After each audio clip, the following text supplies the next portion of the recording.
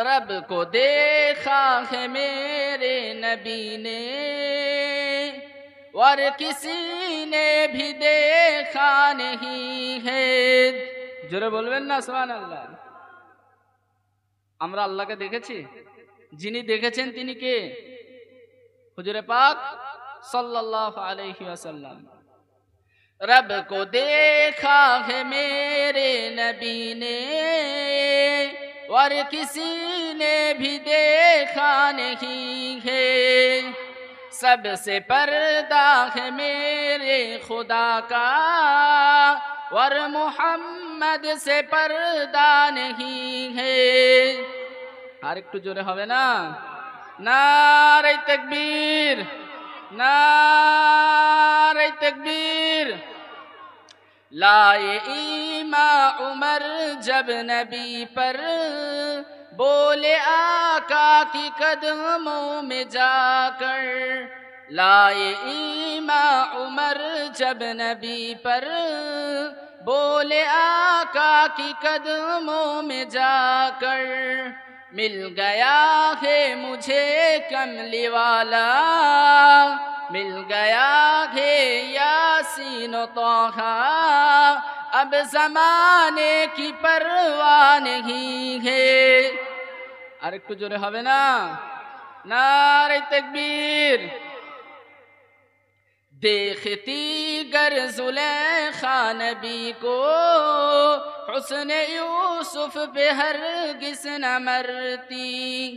देखती गर जुलेखा नबी को हुस्न यूसुफ पे हरगिज़ न मरती। कमली वाले नबी जैसा जलवा, मेरे प्यारे नबी जैसा जलवा हुस्न यूसुफ ने पाई नहीं है। यूसुफ आलैहिस सालाम কি আমার নবীর মতো সৌন্দর্য পেয়েছিল? হ্যাঁ, আমার কি বলছি আমি আপনারা বুঝতে পারছেন তো নাকি? कमली वाले नबी जैसा जलवा, मेरे प्यारे नबी जैसा जलवा हुस्न यूसुफ ने पाई नहीं है। नारे तकबीर। आपके जैसा अब तक जहां में मुस्तफ़ा कोई आया नहीं है। आपके जैसा अब तक जहां में मुस्तफ़ा कोई आया नहीं है। आए भी कैसे जब के खुदा ने कोई दो जा बनाया नहीं है। नारे तकबीर, नारे तकबीर। पवित्र विश्व नबी दिवस उपलक्षे इस्लामिक जलसा। नारे तकबीर। আপনারা বুঝতে পারছেন তো নাকি? বুঝে আসছে তো? এখন আবার যুবকেরা এগুলো বুঝতে পারে না, হিন্দি গান ঠিকই শোনে, ঘন্টার পর ঘন্টা কানে ব্লুটুথ দিয়ে হিন্দি গান শুনে যাচ্ছে, বাসে ঘাটে রাস্তায় চারিদিকে কাজ করছে সারাক্ষণ কানে চালিয়ে দিয়ে। ঈদের সময় বক্স এনেছে, খালি খালি এইরকম হচ্ছে। কি বলছে কিছু বুঝতে পারছে? কিছু বোঝা যায়? খালি আওয়াজই হয়ে যাচ্ছে, তাতেই মাথা নাড়ছে, একেবারে নাচ গান হো হাঙ্গামা হচ্ছে, হ্যাঁ কি না? কিন্তু ওই রকম করে কিছু ফায়দা আছে? কিছু ফায়দা আছে? হয়তো 1 ঘন্টা 2 ঘন্টা 5 ঘন্টা বিয়ে বাড়ি একদিন, ঈদের সময় 2 দিন 3 দিন 4 দিন বক্স বাজাবে, একটু আনন্দ করবে, আনন্দ করে জমিনটা বক্স বাজিয়ে কাঁপাবে। তারপরে কি হবে? যখন এই চোখ দুটো মুজে যাবে, চোখ দুটো বন্ধ হয়ে যাবে, তারপরে যখন এই জমিনের নিচে তাকে রেখে চলে আসবে মানুষ, কিয়ামত পর্যন্ত, আল্লাহর কসম, তাকে কিয়ামত পর্যন্ত ওই জমিনটা কাঁপাবে। কি করবে? তাকে আপ্যায়ন করবে, আদর করবে নাকি? কবরের মধ্যে তাকে কাঁপাবে। সে 2 ঘন্টা জমিনের উপরে দাঁড়িয়ে জমিন কাঁপিয়েছে, কিয়ামত পর্যন্ত তাকে কবরে কাঁপানো হবে। তো আমরা ওইগুলো থেকে দূরে থাকবো তো ইনশাআল্লাহ? জোরে বলেন।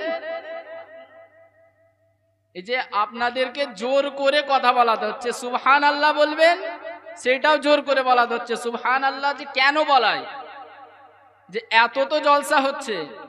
একটু আগে ইমাম সাহেব খুব গুরুত্বপূর্ণ আলোচনা করছিলেন, খুব দামি আলোচনা করছিলেন, কিন্তু তারপরেও ওনাকে বলতে হচ্ছে যে সুবহানাল্লাহ বলুন।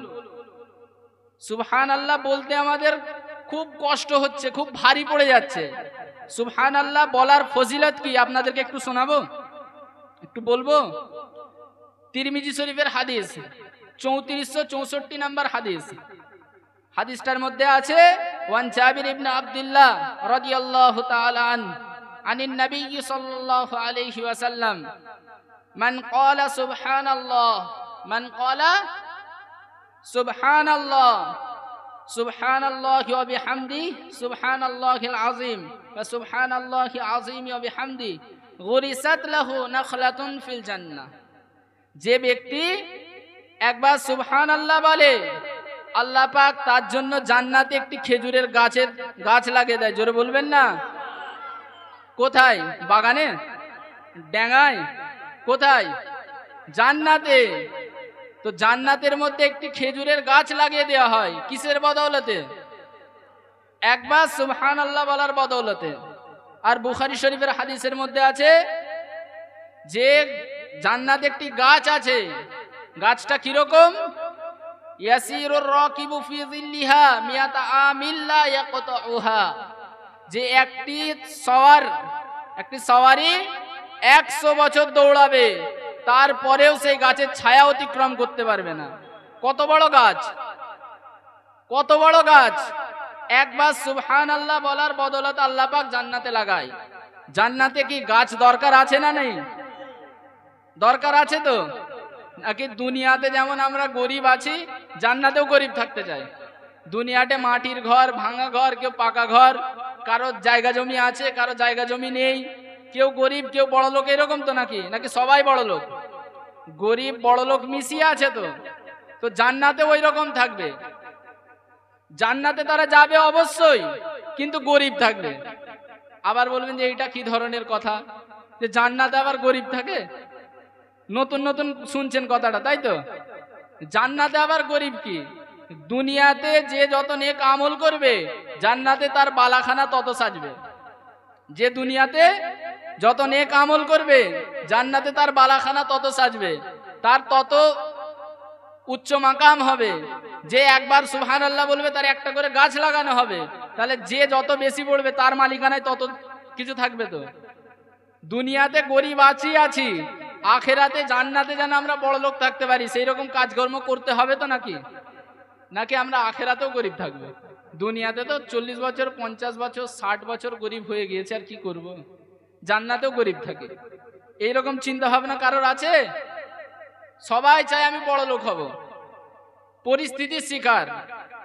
সবাই চায় আমি বড় লোক হব, ভালো কাপড় পরবো, ভালো খানা খাবো, ভালো গাড়ি চড়বো, কিন্তু পরিস্থিতি তাকে হতে দেয় না, পরিস্থিতি তাকে সেই জায়গায় পৌঁছাতে দেয় না। তো এখন এইরকম একটা মুবারকপূর্ণ মজলিসে আমরা বসে আছি, তো একটু জোরে জোরে সুবহানাল্লাহ বলবো তো নাকি?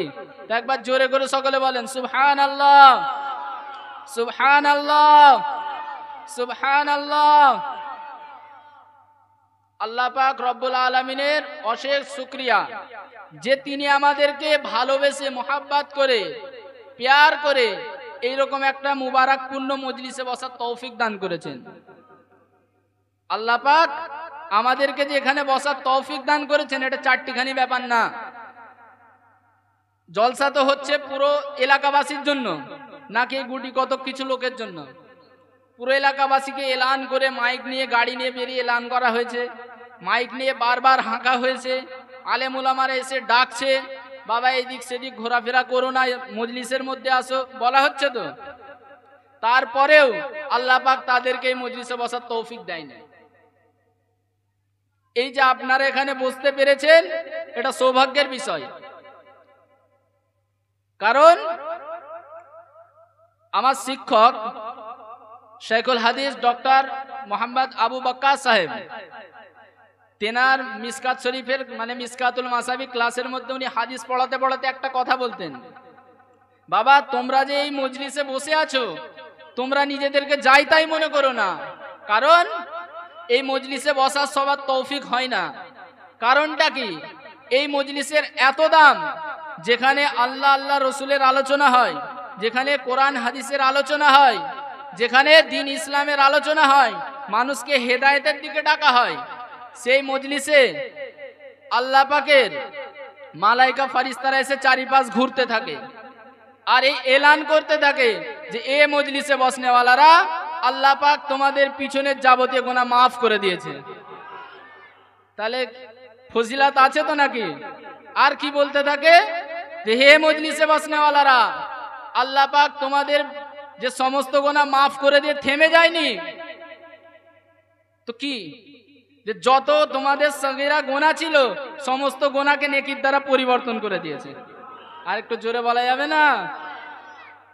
তাহলে এখানে বুঝতে পেরে আমরা খুশনসিব তো নাকি? এই মজলিসটাকে হাদিসের ভাষ্য অনুযায়ী জান্নাতের বাগান বলা হয়। এই জান্নাতের বাগান কালকে ছিল কি? কাল ছিল। কিন্তু আজকে যখনই এখানে কোরআন হাদিসের আলোচনা হচ্ছে, আল্লাহ আল্লাহ রসুলের আলোচনা হচ্ছে, তখন এটার প্রতি আল্লাহ রসুলের ওয়াদা হয়ে গিয়েছে, হ্যাঁ কি না? তো ইনশাআল্লাহ আমরা সকলে ইখলাসের সঙ্গে শুনবো, আমলের নিয়তে শুনবো। আল্লাহ পাক সকলকে আমল করার তৌফিক দান করুন। সকলে বলি আল্লাহুম্মা আমিন। ভাই, যারা এদিক সেদিক ঘোরাফেরা করছেন, একটু মেহেরবানি করে মজলিসের মধ্যে এসে বসে যান। অযথা এদিক সেদিক ঘোরাফেরা করবেন না। আসল কথায় আসি, সময় যেহেতু সংক্ষিপ্ত, আলোচনা বাড়াবো না। যে আমি আপনাদের সামনে একটা আয়াত নিয়ে আলোচনা করব। ঢুকতে একজন আমাকে দরখাস্ত করলেন যে বর্তমান পরিস্থিতি, তার সঙ্গে রাসূলুল্লাহর মুজিজা নিয়ে একটু আলোচনা করতে। ইনশাআল্লাহ আলোচনা করব। আল্লাহ পাক কালামুল্লাহ শরীফের মধ্যে বলছেন, কুল্লু নাফসিন যায়িকাতুল মাউত সুম্মা ইলাইনা তুরজাউন। যে প্রত্যেকটা নফসকে, প্রত্যেকটা জীবকে, মানে যাদের মধ্যে আল্লাহ পাক প্রাণ দিয়েছেন, সবাইকে মৃত্যুর স্বাদ গ্রহণ করতে হবে। মৃত্যুটা কি? একটা জায়গা, যায়িকাতুল মাউত। মৃত্যুটা কি? জায়গা। জায়গা মানে কি? একটা স্বাদ, একটা টেস্ট। মৃত্যুর টেস্ট, মৃত্যুর স্বাদ সবাইকেই গ্রহণ করতে হবে। চাই সে গরিব, চাই সে ফকির, চাই সে বড় লোক, সে আমির হোক, সে যেই রকমই হোক না কেন, হিন্দু হোক, মুসলিম হোক, খ্রিস্টান হোক, ইহুদি হোক, সবাইকে মৃত্যুর স্বাদ গ্রহণ করতে হবে। আল্লাহ পাক আবার কি বলছেন যে মৃত্যু হয়ে গেল সব শেষ, তা না। যে আমি মরে গেলাম সবকিছু মিটে গেল, এরকম না। মৃত্যু হলো, তারপরে কি হবে? সুম্মা ইলাইনা তুরজাউন। তোমাকে আবার আমার কাছে ফিরে আসতে হবে, আল্লাহর কাছে ফিরে যেতে হবে, আল্লাহর কাছে হিসাব দিতে হবে। যে আল্লাহ পাক যে সময়টা দিয়েছেন, এই সময়ের দাম নেই? সময়ের দাম নেই? এই সময়ের হিসাব আল্লাহকে দিতে হবে। তো আমরা চাই যে মৃত্যু যেহেতু হবে, চাই আমি আল্লাহ আল্লাহ রসুলের পক্ষে থাকি বা আল্লাহ আল্লাহ রসুলের বিপক্ষে থাকি, আল্লাহ আল্লাহ রসুলের মতের উপরে থাকি বা অন্য কারো মতের উপরে থাকি। মৃত্যু কিন্তু অনিবার্য, মৃত্যু হবেই হবে। তো আমাদের কর্তব্য কি? বুদ্ধিমান তো ওই ব্যক্তি যে আল্লাহ আল্লাহ রসুলের পথে থেকে যার মৃত্যুটা হলো, যার মৃত্যুটা আল্লাহ আল্লাহ রসুলের পথে থেকে হলো। কারণ এখন চক্রান্ত চলছে, আল্লাহ আল্লাহ রসুলের পথ থেকে মানুষকে দূরে সরিয়ে দেওয়ার চেষ্টা চলছে। যে কি করে এদেরকে আল্লাহ আল্লাহ রসুলের পথ থেকে দূরে সরিয়ে দেওয়া যায়, কি করে এদের ভিতর থেকে ইমানটা বার করে দেওয়া যায়। ঠিক বলছি তো? সেই চক্রান্তে পা দিলে হবে না। আমরা আল্লাহ আল্লাহ রসুলকেই ধরে থাকবো। জোরে বলেন, হ্যাঁ কি না? আমরা আল্লাহ আল্লাহ রসুলকে ধরে থাকবো। যা হয়ে যায় যাবে, জান চলে যায় যাবে। আল্লাহ আল্লাহ রসুলের নীতি আদর্শের বাইরে যাব না। জোরে বলেন, যাব না। আমরা আল্লাহ আল্লাহ রসুলের নীতির উপরেই থাকবো। রসুলুল্লাহ আমাদের জন্য কত কষ্ট করেছেন, কষ্ট করেননি? কত মার খেয়েছেন, কত আঘাত সহ্য করেছেন। তারপরে তো আমাদের কাছে দিনটা এসেছে নাকি? আঘাত সহ্য করেননি? কত কষ্ট আঘাত সহ্য করেছেন, তারপরে আমাদের কাছে দিনটা এসে পৌঁছেছে। তারপরেও এত সহজভাবে আমরা দিন পেয়েও দিনটা আমরা মানতে পারছি না, হ্যাঁ কি না?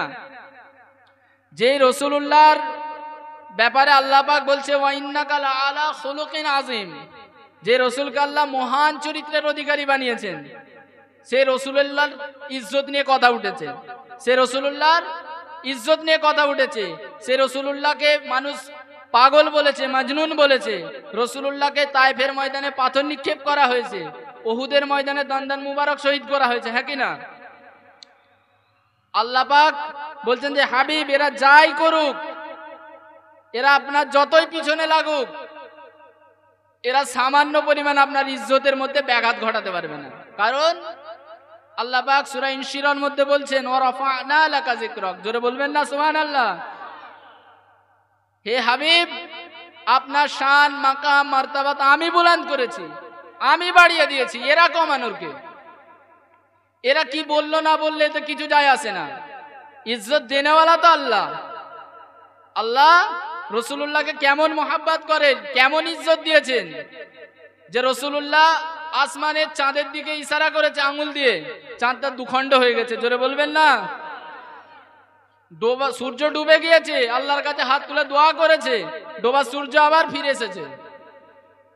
কূপের মধ্যে থুতু মুবারক ফেলে দিয়েছেন, সেই কূপের পানি মিষ্টি হয়ে গিয়েছে। চামড়ার পাত্রের মধ্যে আঙ্গুল মুবারক ঢুকিয়েছেন, ঝর্ণার ন্যায় পানি প্রবাহিত হয়েছে।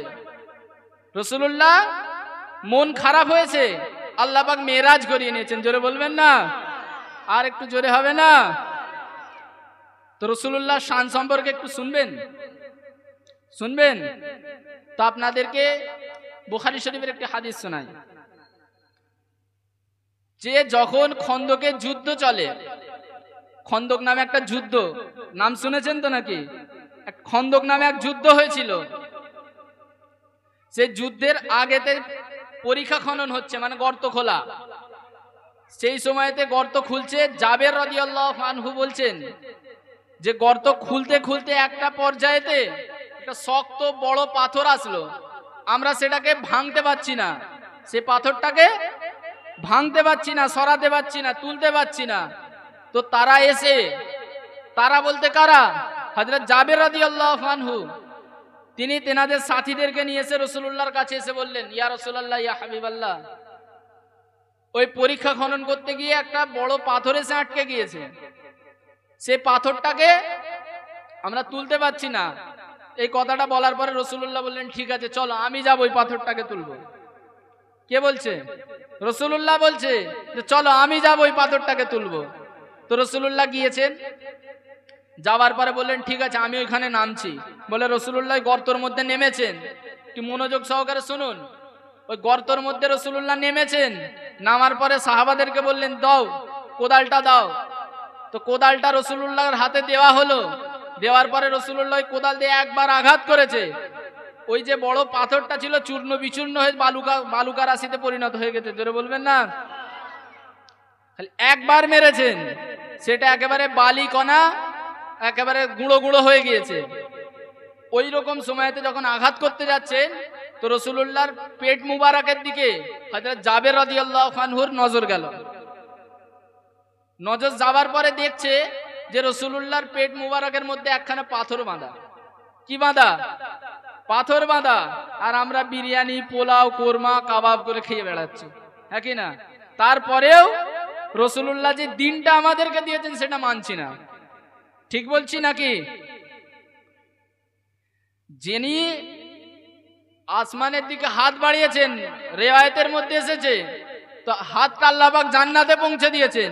যে জান্নাত থেকে বলছে যে আমি আঙ্গুরের থোলা, আঙ্গুরের যে আমরা কি বলি থোলা বলি না, যে আঙ্গুরের থোলাটা বলছে যে আমি নিয়ে নিতাম, কিন্তু আমি ভাবলাম যে না, আর সাহাবারা যদি আমি নিয়ে নিতাম তোমরা কিয়ামত পর্যন্ত খেয়ে যেত, আঙ্গুর শেষ হতো না। রাসূলুল্লাহর কত শান দিয়েছিলেন আল্লাহ, সেই রাসূল পেটে পাথর বেঁধেছে। তো জাবের রাদিয়াল্লাহু তাআলা আনহু যখন এটা দেখলেন, দেখার পরে ওনার মনটা একটু খারাপ হয়ে গেল। অথচ উনি কি বলছেন যে আমি এবং আমার সাথীরাও 3 দিন ধরে খাওয়া দাওয়া হয়নি। ওনারও কদিন খাওয়া দাওয়া হয়নি? 3 দিন। আমাদের কারোর উপরে এইরকম অবস্থা এসেছে যে 3 দিন খাওয়া দাওয়া হয়নি? কারোর এসেছে? যে রাসূলুল্লাহর সাহাবারা বলছে যে আমরা 3 দিন খাওয়া দাওয়া করিনি, 3 দিন আমরা শুকিয়ে আছি, অনাহারে, কিছু টেস্ট গ্রহণ করিনি, কিছু স্বাদ পাইনি খাবারে। তো রাসূলুল্লাহকে ওই অবস্থাতে দেখলেন যে পেটে পাথর বাঁধা। পেটে পাথর বাঁধা দেখে রাসূলুল্লাহকে বলছে, ইয়া রাসূলুল্লাহ, ইয়া হাবিবাল্লাহ, হুজুর আপনি আমাকে ইজাজত দেন, আমি একটু বাড়ি যেতে চাই। কোথায়? বাড়ি যেতে চাই। তো রাসূলুল্লাহ বললেন যাও। তিনি দৌড়ে দৌড়ে তাড়াহুড়ো করে বাড়ির মধ্যে গিয়েছেন, গিয়ে ওনার বিবিকে বলছেন যে বাড়িতে কিছু খাবারের ব্যবস্থা আছে, বাড়িতে কিছু খাবারের ব্যবস্থা আছে। তো বিবি বললেন যে বাড়িতে তো খাবারের ব্যবস্থা বলতে একসা জব আছে। একসা, একসা মানে বোঝেন? যে আমরা রমজান মাসে যেটাকে ফিতরা দিই, ফিতরা দেওয়া হয়তো নাকি, না দেন না আপনারা? ফিতরা দেন তো। ওই একসা পরিমাণ গম, কেউ খেজুর, কেউ কিশমিশ, কেউ পনির, ওই হিসাব করে ফিতরা দেওয়া হয়। একসা পরিমাণ একটা পাত্র আছে মাপ করা, সেটাকে একসা বলে। ওই একসা পরিমাণ জব ছিল, আর বাড়ির মধ্যে একটা বকরির বাচ্চা ছিল। কি বলছি শুনছেন তো আপনারা? জোরে বলেন। একসা পরিমাণ জব ছিল আর একটা বকরির বাচ্চা ছিল। তো ওই সময় আমার আপনার নবী দু জাহানের বাদশাহ হাবিবুল্লাহ নবী জনাবে মুহাম্মদুর রাসূলুল্লাহ সাল্লাল্লাহু আলাইহি ওয়াসাল্লাম যখন হযরতে জাবির রাদিয়াল্লাহু তাআলা আনহুকে ইজাজত দিয়ে দিলেন, অমন সময় হযরতে জাবির রাদিয়াল্লাহু তাআলা আনহু বাড়ির মধ্যে এসে বকরিখানাকে জবাই করে ফেলেছে। ওনার বিবিকে ওই জবখানাকে পিসার জন্য অর্ডার করেছে। ওনার বিবি জব পেশা শুরু করে দিয়েছেন। উনি বকরিটাকে জবাই করে নিয়ে ছাল চামড়া ছিলে গোশতটাকে রান্নার জন্য চাপিয়েছেন। বকরিটাকে ছাল চামড়া ছিলে বুটি বুটি করে রান্নার জন্য চাপিয়েছেন। আর ওনার বিবি জব পিষে আটা করেছে, এবারে রুটি হবে। তো ওনার বিবি বলছেন যে যাও রাসূলুল্লাহকে গিয়ে বলো যে খেতে আসার জন্য, খেতে আসার জন্য ডাকতে পাঠিয়েছে, আর বলবে যে সঙ্গে এক দুজনকে বা কিছু লোককে সঙ্গে নিয়ে আসতে। তো রাসূলুল্লাহর কাছে জাবের রাদিয়াল্লাহু তাআলা আনহু গিয়ে বললেন। বলার পরে রাসূলুল্লাহ বললেন যে কি পরিমাণ খাবার করেছো, কতটুকু খাবার তুমি করেছো?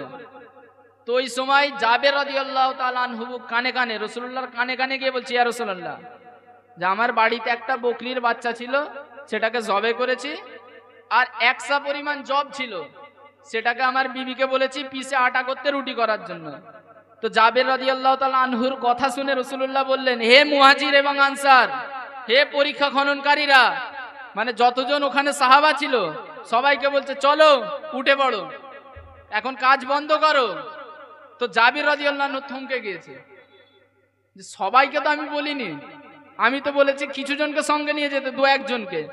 তো রাসূলুল্লাহ সব সাহাবাদেরকে বলছে চলো জাবিরের বাড়ি দাওয়াত। তো জাবির রাদিয়াল্লাহু তাআলা আনহু আর কিছু বলতে পারছে না, রাসূলুল্লাহর উপরে কথা বলবে? কারো জুররাত এরকম আছে? তো রাসূলুল্লাহ যখন বললেন যে চলো, তো ওই সময় সব সাহাবারা উঠে গিয়েছে, আর রাসূলুল্লাহ জাবির রাদিয়াল্লাহু আনহুকে বলছে, হে জাবির যাও তুমি বাড়ির মধ্যে গিয়ে যে রান্না চলছে ওই উনান থেকে, ওই যে আগুন থেকে ওই গোস্তর ডেকডিচাকে নামাবে না, আর তোমার বিবিকে বলবে আটা দিয়ে রুটি করা না চালু করে, রুটি করা না চালু করে, আর গোস্তটাকে নামাবে না আগুনের ডেকজি থেকে। তো রাসূলুল্লাহর হুকুম মোতাবেক চলছে কাজ। তো রাসূলুল্লাহ সাহাবাদেরকে নিয়ে এসেছে, আসার পরে বলছে যে কোথায় কি হচ্ছে?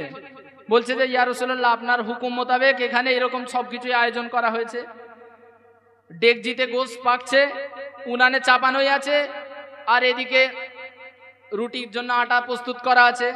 তো অমন সময় রাসূলুল্লাহ বললেন যে ওই আটাটাকে আমার সামনে নিয়ে আসো।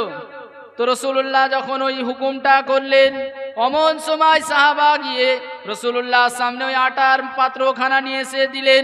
অমন সময় রাসূলুল্লাহ আপন লোয়াব মোবারক নিয়ে ওই আটার মধ্যে দিয়ে দেয়। তারপরে বলতে থাকে গোস্তটা কোথায়? রাসূলুল্লাহকে বলা হলো অমুক জায়গায় রাখা। রাসূলুল্লাহ গিয়ে সে গোশের মধ্যে ওনার লোয়াব মোবারক দিয়ে দেয়। কি দেয়? লোয়াব মানে লালা, লালা মুবারক ওই গোশের মধ্যে দিয়ে দেয়, দিয়ে চাপা দিয়ে দেয়, আর কি বলতে থাকে যে এটা আগুন থেকে নামাবে না, যেমন আগুনে আছে থাকুক, যে রুটি প্রস্তুত করবে তাকে ডাকো, সে রুটি বানাক, সে রুটি বানাক, আর এক পিয়ালা করে গোশটা তুলে দিতে থাকুক। তো রাসূলুল্লাহ লোয়া মুবারক দিয়ে দিল। এবারে সাহাবাদেরকে বলছে যে তোমরা ভিড় করবে না, ঢোকো খাও বেরিয়ে যাও, ঢোকো খাও বেরিয়ে যাও। এমন করে সবাই খেয়ে যাচ্ছে, খেয়ে খেয়ে সবাই বেরিয়ে গেছে, পুরো ফাঁকা। শুধুমাত্র জাবির রাদিয়াল্লাহু তাআলা আনহুর বাড়ির লোক আর রাসূলুল্লাহ বাকি। তো রাসূলুল্লাহ বলছেন যে হয়ে গিয়েছে? তো বলছি ইয়া রাসূলুল্লাহ সব হয়ে গেছে। আর বলছে কে বাকি? বলে আপনি আর আমরা বাকি। তো তখন জিজ্ঞাসা করছে যার কতটুকু আছে, তখন ও বলছে যে ইয়া রাসূলুল্লাহ ইয়া হাবিবাল্লাহ হুজুর, যে আমরা ডেকজিতে যেই পরিমাণে গোশ রেখেছিলাম শুরুতে, আল্লাহর কসম সেই পরিমাণই গোশ আছে। জোরে বলবেন না? যেই পরিমাণ গোশ রেখেছিলাম সেই পরিমাণই গোশ আছে। আর আমাদের যে আটা খামির করে রুটি হচ্ছিল, একটু পরিমাণ আটা কম হয়নি, খালি রাসূলুল্লাহর লালা মুবারক দিয়েছে। বুঝতে পারলেন তো রাসূলুল্লাহর ইজ্জত কত বাড়িয়েছে আল্লাহ পাক, রাসূলুল্লাহর শান কত বাড়িয়েছে। আপনারা একটু মনোযোগ সহকারে শুনুন, বুখারী শরীফের হাদিস। বুঝতে পারলেন তো? খাইবারের যুদ্ধের সময়, এই হুদাইবিয়ার যুদ্ধের সময়, তো সাহাবারা সকলে সমবেত হয়ে আছেন, সাহাবারা সমবেত হয়ে আছেন। অমন সময় চারিদিকে পানি খোঁজাখুঁজি লেগে গেল, কিন্তু কোনো কাফেলার মধ্যে পানি পাওয়া যায় না, কাফেলার মধ্যে এক কাতরা পরিমাণ পানি নেই। অমন সময় সাহাবারা দেখতে পেল আমার আপনার নবী দোজাহানের বাদশাহ হাবিবুল্লাহ নবী জনাবে মুহাম্মদুর রাসূলুল্লাহ সাল্লাল্লাহু আলাইহি ওয়াসাল্লাম তখন ওযু করছেন। তখন কি করছেন? ওযু করছেন। তো সাহাবারা এসে বলছে ইয়া রাসূলুল্লাহ ইয়া হাবিবাল্লাহ হুজুর, আমাদের কাছে আপনার কাছে যেই যতটুকু পানি মজুদ আছে, এই পানি ছাড়ার পানি নাই। হুদাইবিয়ার সময় যে আমাদের প্রয়োজন মেটানোর মতো পানি নাই, ওযু করার মতো পানি নাই, পান করার মতো পানি নাই, আমরা সকলে পানির জন্য মানে তারসাচ্ছি, এক কথায় আমাদের কাছে এক কাতরা পরিমাণ পানি নাই। তো রাসূলুল্লাহ তখন ওযু করছিলেন, তখন বললেন সাহাবাদেরকে ডাকো। সাহাবা হুজুরদেরকে সমবেত করা হলো, এক জায়গায় করা হলো।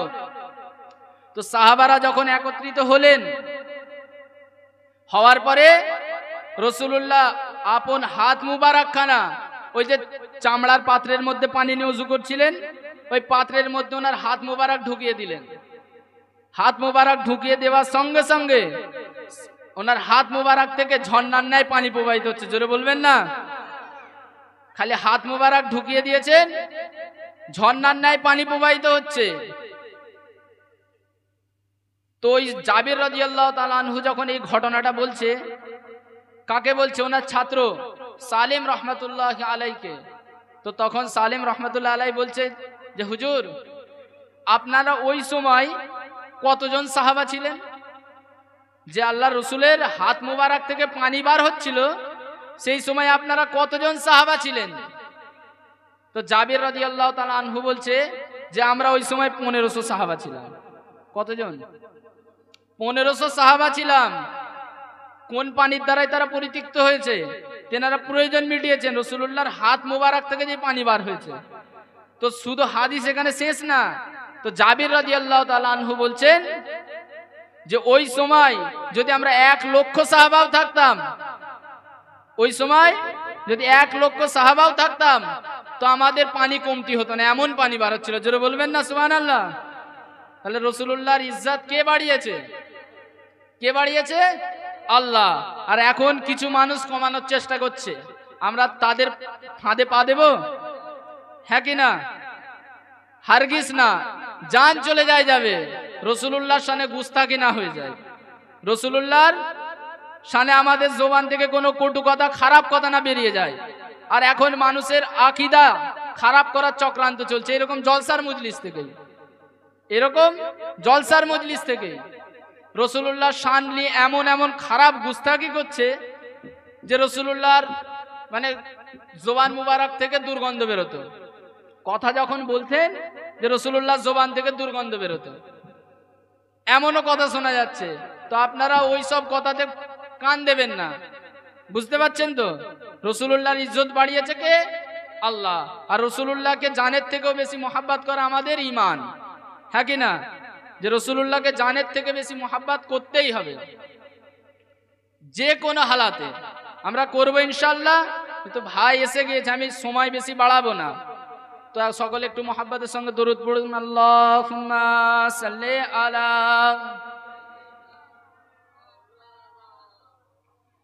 ওয়া আলা আলি সাইয়্যিদিনা, আল্লাহুম্মা সাল্লি আলা ওয়া আলা আলি সাইয়্যিদিনা। আমাদের ছিল এক সোনালী অতীত, নাড়িয়ে দিতাম সব জালিমেরি ভিত। আইন ছিল শুধু ইনসাফেরি, জুলুম রুখে দিতে হতো না দেরি। ঠিক বলছি না ভুল বলছি?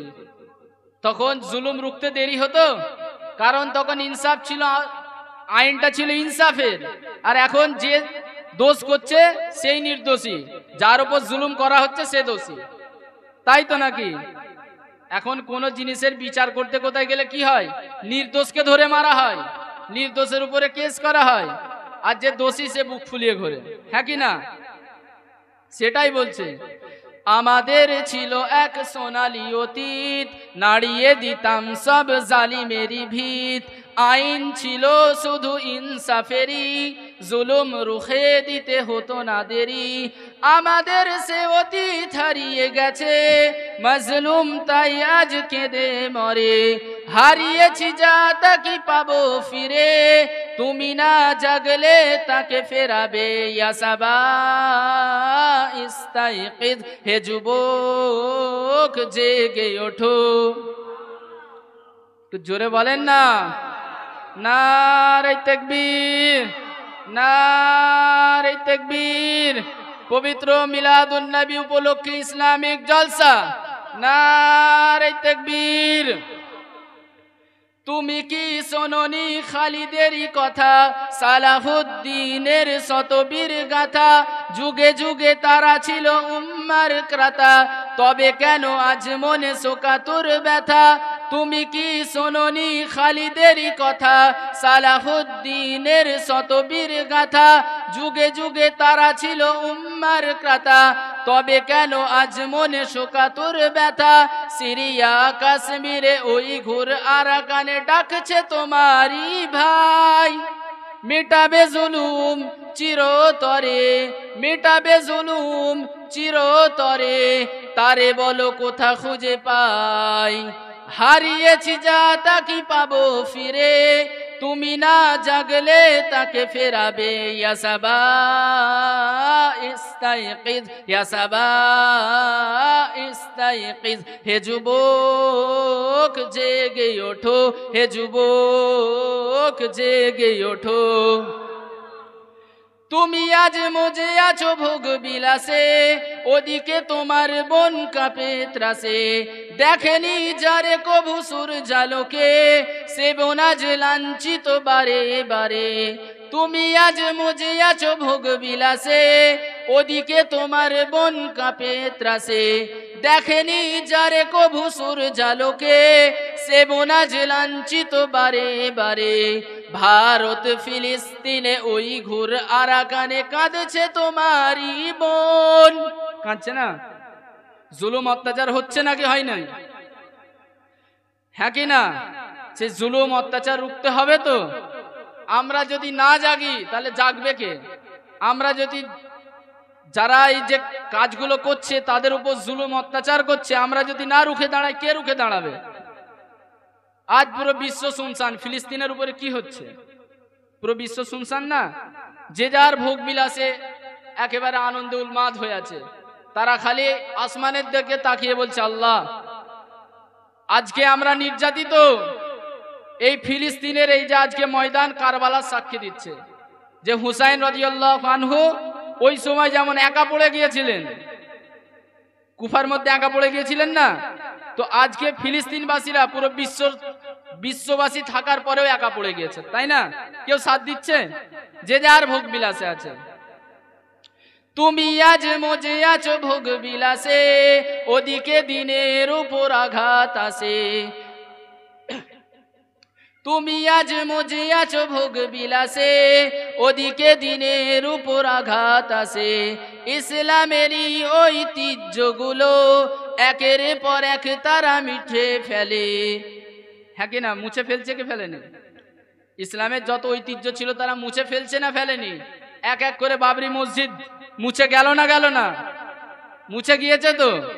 কত মাদ্রাসা ভেঙে দিয়েছে। এবারেও আমাদের ওয়াকফ প্রপার্টি নিয়ে হচ্ছে, আমাদের রুখে দাঁড়াতে হবে তো, সেটাই বলছি। তুমি আজ মজে আছো ভোগ বিলাসে, ওদিকে দিনের উপর আঘাত আসে।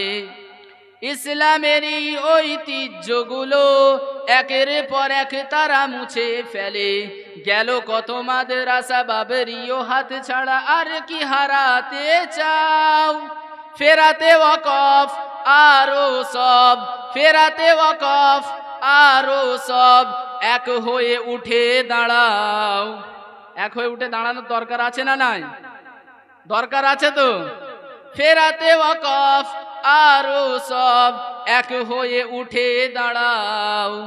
হারিয়েছি যা তা কি পাবো ফিরে, তুমি না জাগলে তাকে ফেরাবে। ইয়া সাবা ইস্তাইকিজ, ইয়া সাবা ইস্তাইকিজ। হে যুবক জেগে ওঠো, হে যুবক জেগে ওঠো।